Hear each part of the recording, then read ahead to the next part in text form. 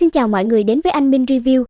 Cuối tập 38, bị Từ Dương ép đến đường cùng, nên lúc này Triệu Thiên Huân đành phải thi triển ra con bài cuối cùng của bản thân, đó là đem căn cơ tu luyện nhiều năm của bản thân bỏ đi, lấy Nguyên Anh tà hóa làm căn cơ để dung nhập với thân thể. Trong nháy mắt, Triệu Thiên Huân đã bị ma hóa, mà thực lực của hắn cũng theo đó mà đột phá đến nguyên thần cảnh. Không chỉ có thế, mà khí từ trên người hắn bạo phát ra, cũng làm cho mấy tên tu sĩ đứng gần đó nhập ma luôn, thân thể của bọn họ trong nháy mắt đã bị Triệu Thiên Huân khống chế. Lúc này, với nhân số đông đảo cùng với thực lực tăng lên, Triệu Thiên Huân tự tin bản thân có thể dễ dàng đem Từ Dương chém giết. Cho nên đám tu sĩ bị khống chế kia liền được hắn phân phó đi đối phó với ba người Lăng Thanh Thù, còn bản thân hắn sẽ đích thân xử lý Từ Dương. Tức khắc, một cuộc hỗn chiến liền diễn ra. Về phía Lăng Thanh Thù, Kinh Hồng kiếm trận liền được nàng thi triển, vì để đối phó với một đám tu sĩ cùng xông lên như này, thì sử dụng công kích quần thể là hiệu quả nhất. Mà ở một bên, Đình Phong cũng không kém thế, trường thương trong tay quét ngang, liền đem mấy tên tu sĩ ở xung quanh giải quyết. Mặc dù thực lực không tệ, thế nhưng do đám võ giả bị Triệu Thiên Huân khống chế khá nhiều, nên cũng khiến cho ba người Lăng Thanh Thù không khỏi luống cuống tay chân.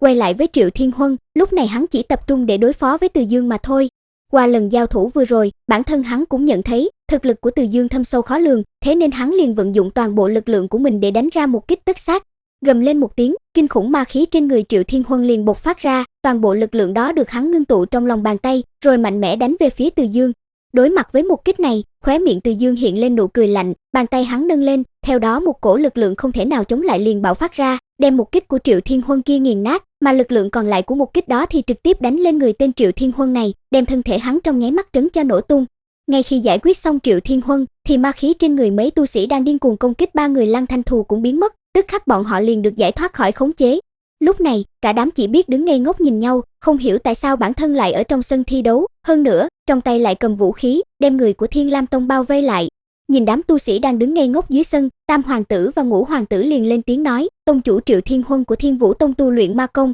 đã bị Từ Dương giết chết, hiện tại ta cho đám người Thiên Vũ Tông các ngươi hai sự lựa chọn, thứ nhất là giải tán ngay lập tức, sau đó lựa chọn tông môn khác để đầu nhập, còn thứ hai chính là chết. Nghe được lời này, mấy tên võ giả kia rất nhanh đã hiểu được tình thế trước mắt, bọn họ cũng nhận ra, hai vị hoàng tử này chắc chắn sẽ đi lôi kéo Từ Dương, thế nên không chút do dự, cả đám liền lựa chọn đầu nhập vào Thiên Lam Tông luôn. Giải quyết xong vấn đề của Thiên Vũ Tông, ánh mắt của hai vị hoàng tử này liền nhìn về phía Từ Dương, xem ý kiến hắn như thế nào. Về phía Từ Dương, do đoán được ý đồ của hai vị hoàng tử này, nên hắn muốn đi đến nơi khác để nói chuyện. Và trước khi cùng mấy vị hoàng tử này rời đi, thì Từ Dương cũng không quên dặn Lăng Thanh Thù, dẫn theo các môn phái khác có mặt tại đây, tiến đến Thiên Vũ Tông để phân chia tài sản. Dụng ý mà Từ Dương làm vậy rất đơn giản, hắn muốn để cho tất cả các môn phái này biết, từ nay về sau ai mới là lão đại trong Thiên Vũ quận này. Trong khi Lăng Thanh Thù dẫn theo mấy tông môn kia tiến đến Thiên Vũ Tông, thì lúc này, Từ Dương cùng với mấy vị hoàng tử của Đại Hạ Vương Triều cũng đi đến một nơi an tĩnh. Nhìn ba vị hoàng tử, Từ Dương thẳng thắn lên tiếng, theo như hắn nói, nếu ba vị hoàng tử này chỉ cần một thần tử cúi đầu nghe lệnh,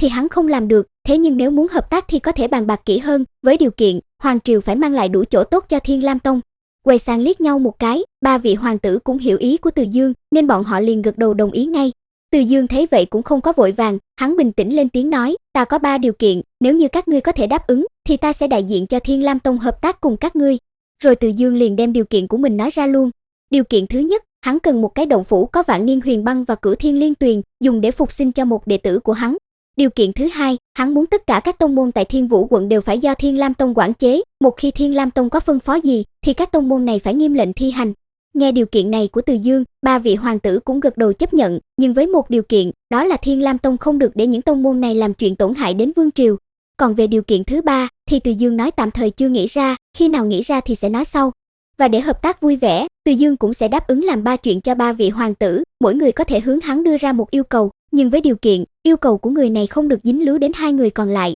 Trong khi 3 vị hoàng tử suy nghĩ để đưa ra yêu cầu cho Từ Dương, thì lúc này, đám võ giả do Lăng Thanh Thù dẫn đầu đã tiến đến Thiên Vũ Tông. Ngay khi vừa đến nơi, đám võ giả này không chút do dự, liền hướng đám đệ tử của Thiên Vũ Tông động thủ luôn, sau đó thì bắt đầu cướp đoạt. Còn về phía đám người Thiên Lam Tông, dưới dẫn đường của mấy tên võ giả Thiên Vũ Tông vừa mới quy hàng, thì rất nhanh bọn họ đã tìm đến được bảo khố của tông môn này. Kết quả là sau một hồi điên cuồng vơ vét, dưới sự chỉ dẫn của Lăng Thanh Thù, thì đám tu sĩ của Thiên Lam Tông đã đem số của cải này chất đầy lên linh thuyền và đủ loại không gian trữ vật. Theo như thống kê, thì chỉ riêng Thiên Lam Tông thôi đã vơ vét 7/10 tài sản của cả tông môn này rồi. Đến khi mấy thế lực kia phát hiện ra, thì mấy thứ còn lại cơ bản cũng không đáng giá để lấy nữa. Mặc dù vậy, thế nhưng khi nhìn thấy đống của cải còn sót lại, cũng khiến cho bọn họ kích động không thôi, dù sao đối với bọn họ, những thu hoạch này cũng đã là rất nhiều rồi.